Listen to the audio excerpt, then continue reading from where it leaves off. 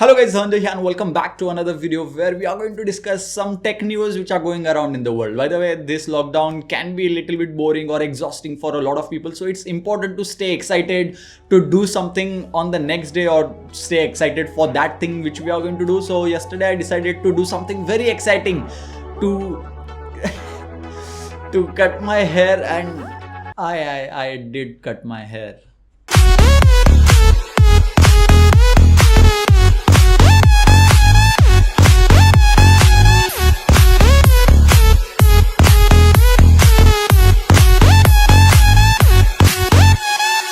Then I realized I need to shoot videos as well, but this haircut surely looks cool. I feel as if some weight has gone from here. But now the issue is I am not sure how should I shoot the video. Should I shoot it like this? If I do like this, then it will be like I have to say that this is not sponsored by OnePlus because it's just an hat. If I do like this, it makes me feel as if I look like Divine. If I remove the hat completely, then it's like I'm Rev Atlas.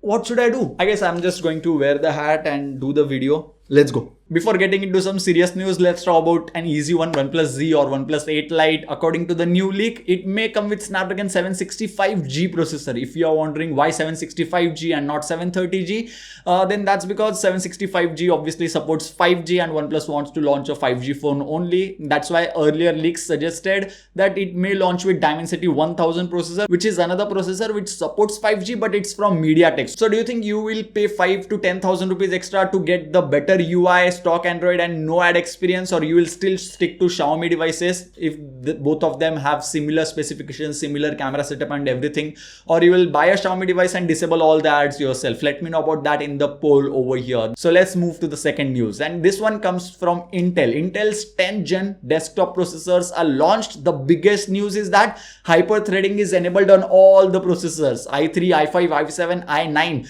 and the i9 9900K will be replaced with 10900, and that comes with 10 cores and 20 threads, 5.3 gigahertz of boost clock. I'm very excited to test this out. I'm not sure when they'll come in India because of the lockdown obviously, but let's see. These processors definitely look very interesting. And the next news is from Xiaomi. This is going to be a little bit of story. So first of all, Forbes wrote an article on that saying Xiaomi's Mi browser, even when you are in incognito mode, collects your data including URLs. And then Xiaomi India team replied, I'm assuming it's a reply from Xiaomi. They replied that we do not collect anything or anything like that, this, that. I'll just read few lines from their statement. First one, the browser does not collect any user data that the user has not explicitly given permission or consent to. Basically, this can be something which you get when you open the Mi browser application or any application for the first time. You accept the terms and conditions or you accept send diagnostic data. Xiaomi did not clarify explicitly that which option it was. Like, was it those options or is there some third option in the browser settings or something like that which you need to enable or disable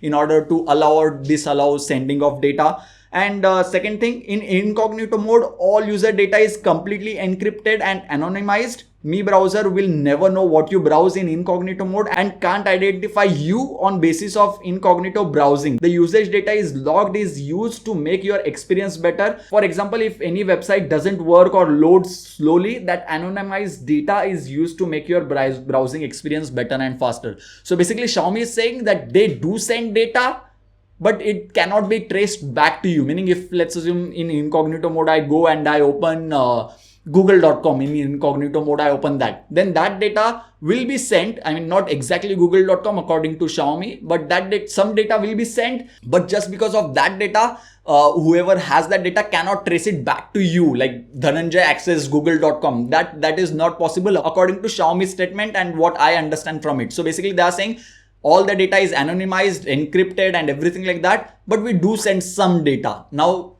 after the statement, the hacker, or I should not call him hacker, the researcher published another video. Researcher proved that the URLs are being sent even in incognito mode, but the Xiaomi says even if some data is being sent, Xiaomi did not say that URLs are being sent or not being sent or anything like that. Even though URL is collected, according to researcher, according to Xiaomi's sentence, that URL cannot be traced back to you or any person who is using it basically. I hope you get the gist of it.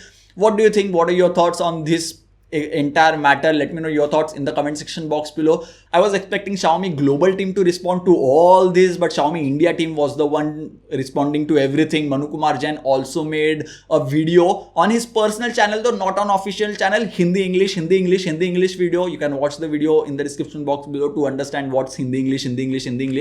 And on the video, if you go into the comment section box, 80 or 90% of the comments are filled which say like, why do you show semi-nude ad, it's very close to porn, all those ads. And like basically Xiaomi should not focus so much on this basic privacy issue that is there. It can be fixed with an update very easily. It's not an issue. The ads which are being shown, Xiaomi India, I mean, no one has responded to that yet. That's something which you should respond to, in my opinion, instead of responding to this privacy issue, which is very easy to fix. Ads have been there for a very long time.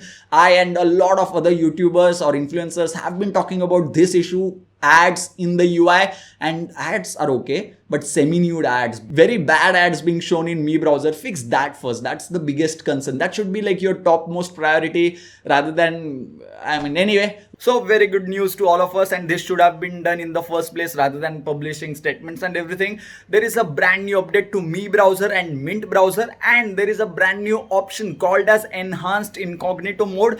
If you enable that option, only then the data will be sent. If you do not enable that option and if you just simply use the incognito mode, then no data will be sent if you are in incognito mode basically. But my suggestion would be, do not use Mi browser, obviously because of the shitty ads that it shows. Not just that, Firefox and Google Chrome are very good browsers. Those are probably one of the best browsers that you can use, so use those. And that's pretty much it for the tech news episode number 2. If you enjoyed it, don't forget to give this video a huge thumbs up. Let's keep a target of 2000 likes for this video. Maybe can we do that? 2000 likes. Give this video a huge thumbs up. Once again, 2000 likes for my daring at least. Come on. Subscribe to the channel if you haven't already, and press the bell icon so that you will get notified next time I upload a video like this one. So yeah, thank you guys. Thank you for watching.